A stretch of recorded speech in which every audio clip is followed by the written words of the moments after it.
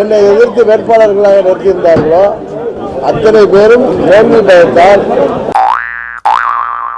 என்னவா உண்மையோ பொய்யாக இருந்தாலும் தேர்தல் ஆணையம் அவர்களுடைய அந்த பொய்யான திட்டத்தில் சரியாகிவிட்டார்கள்.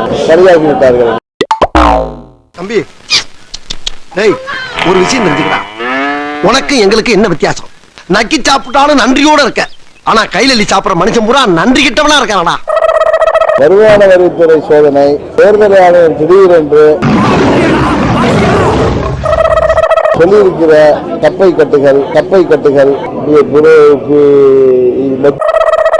ஒருத்தன் தனியா பாட ஆரம்பிச்சுட்டான்னாவே அவனுக்கு வேலையே இல்லைன்னு தான் அர்த்தம். மத்திய அரசாங்கத்தின் வேலை இருக்கு என்றுதான் தெரிகிறது. ஏனென்றால் நான் வெற்றி பெற்று விடுவேன். சட்டத்தை பற்றி எந்த விதமான கவலையும் படாமல், நாட்டை பற்றி எந்த விதமான கவலையும் படாமல், சட்டங்கள் கவலையே படுறதில்லை. பவர் கையில் என்ன வேணா பண்ணலாம்.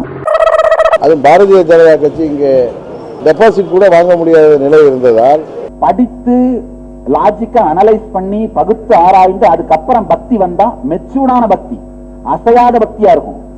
நாங்க எல்லாரும் படிச்சவங்கயா. முன்னெல்லாம் தேர்தல் வெற்றி பெற்ற பிறகுதான் வாக்குறுதிகளை நிறைவேற்றுவோம். இந்த முறை தேர்தல் ஆணையத்தின் செயல்பாடு மூலம் தேர்தலுக்கு முன்பே எங்களது வாக்குறுதிகளை நிறைவேற்ற தொடங்குவோம். இருக்கிறது மொத்தத்தையும் மக்களுக்கு சேவை பண்றதுக்காக தான் இருக்கிறோம். கட்டாயமாக தொடர்ந்து சேவை செய்து கொண்டே இருப்போம். என்னமோ உங்க அப்பா விட்டு சொத்தை அள்ளி கொடுக்கிற மாதிரி ரொம்ப ஓவரா அழுத்துக்கிறியா? ஆர்கே நகர் தேர்தலுக்கும் மாண்புமிகு அமைச்சர் விஜயபாஸ்கர் அவர்கள் வீட்டில் நடைபெற்ற அந்த இன்கம் டாக்ஸ் ரைடுக்கும் வருமான வரி சோதனைக்கும் எந்த ஒரு சம்பந்தம் இல்லை என்பதுதான் உண்மை.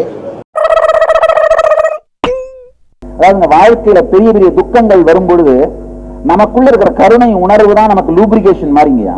அமைச்சர் பேர அவர் வீட்டுல அவர் ஊர்ல நேட்டிவ்ல 5 கோடி ரூபாய் பணம் தினந்தோறும் காலையில 8 மணிக்குங்கயா சாதாரண பொதுமக்கள் எந்த விதமான பணம் கொடுக்காம எந்த தேவையும் இல்லாம யாரு வேணா வந்து பார்க்கலாம். அவர் ஏதோ ஒரு காரியத்திற்காக பணத்தை அவர் வீட்டில் வைத்திருக்கிறார். தயவுசெய்து கை தட்டாதீர்கள் என எழுதுறவங்களுக்கு தொந்தரவு. கை தட்ட வேண்டாம். ஆர்கே நகர் தொகுதி தேர்தலுக்கு என்ன சம்பந்தம் இருக்குது என்று தெரியவில்லை.